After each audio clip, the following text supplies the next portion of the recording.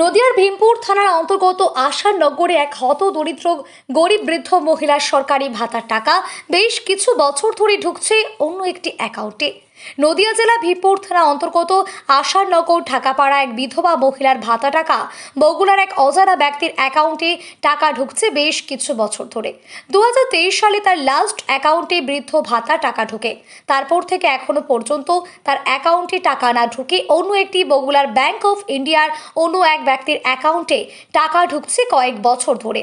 অন্য অ্যাকাউন্টে যে টাকা ঢুকছে তার স্টেটমেন্ট তিনি দেখতে পান এবং তার ব্যাংকের স্টেটমেন্ট তুললে তিনি দেখতে পান অন্য অ্যাকাউন্টে টাকা ঢুকছে। এই বিষয়ে তিনি লিখিত অভিযোগ বিডিও অফিস এবং থানায় জানালেও এখনো পর্যন্ত তার কোনো পদক্ষেপ নেওয়া হয়নি। দীর্ঘদিন ধরেই সরকারি অফিসে ঘোরাঘুরি করার পরেও কোনো রকম পদক্ষেপ নেয়নি সরকারি আধিকারিকরা। কি করে দীর্ঘদিন ধরে অন্য একজনের অ্যাকাউন্টে টাকা ঢুকছে উঠছে প্রশ্ন। তবে এই ঘটনাকে কেন্দ্র করে এলাকায় বিশেষ চাঞ্চল্য ছড়িয়েছে। এই ঘটনাকে কেন্দ্র করে এক মহিলা এখন বিচারের আশায় দিন কাটাচ্ছেন। তিনি অত্যন্ত গরিব মহিলা, খুব কষ্টের সাথে দিন যাপন করেন। এই অবস্থায় তার ভাতার টাকা না ঢোকায় খুব কষ্টে দিন যাপন করছে।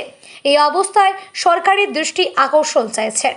এখন বলবো বলতে আমি যা খোঁজ খবর নিলাম, ব্যাংকের স্টেটমেন্ট তুললাম, মায়ের জন্যে বহুবার কালেক্টর অফিস, বিডি অফিস আমি ঘোরাঘুরি করেছি, অন্তত 8-10 বার গিয়েছি আমি। ওই একই কথা বলে যে আমরা দেখছি, করে দেবো, আমরা পাঠিয়েছি, এইসব নানান রকম কথাবার্তা বলে।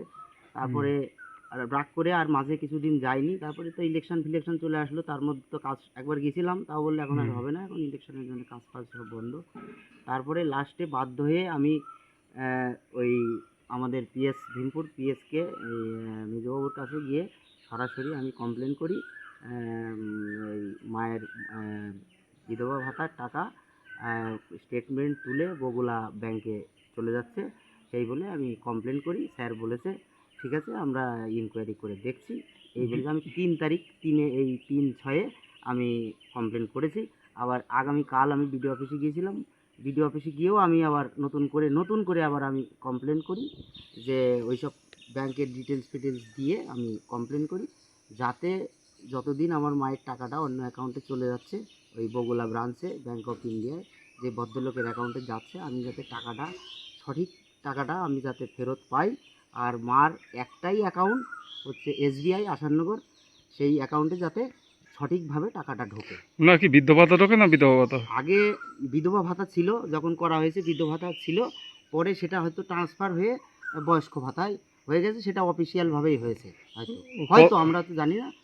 কতদিন ধরে এটা অ্যাকাউন্টে টাকাটা ঢুকছে অন্য অ্যাকাউন্টে? অন্য অ্যাকাউন্টে আপনার লাস্ট ওই 12/2/2023 এই লাস্ট মার অ্যাকাউন্টে ব্যাংক আপডেটে, বইয়ের আপডেটে বোঝা যাচ্ছে, তাই তারপরে আর টাকা ঢোকেনি।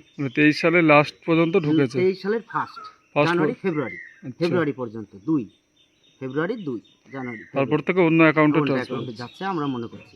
এখন কি চাইছেন? এখন চাইছি টাকাটা যাতে সঠিকভাবে মায়ের অ্যাকাউন্টে আসে, আর সঠিকভাবে যে মায়ের যেটা উপযুক্ত অ্যাকাউন্ট, যে অ্যাকাউন্ট একটাই অ্যাকাউন্ট SBI-এর, সেই অ্যাকাউন্টে যাতে পরবর্তী টাকা ঢোকে।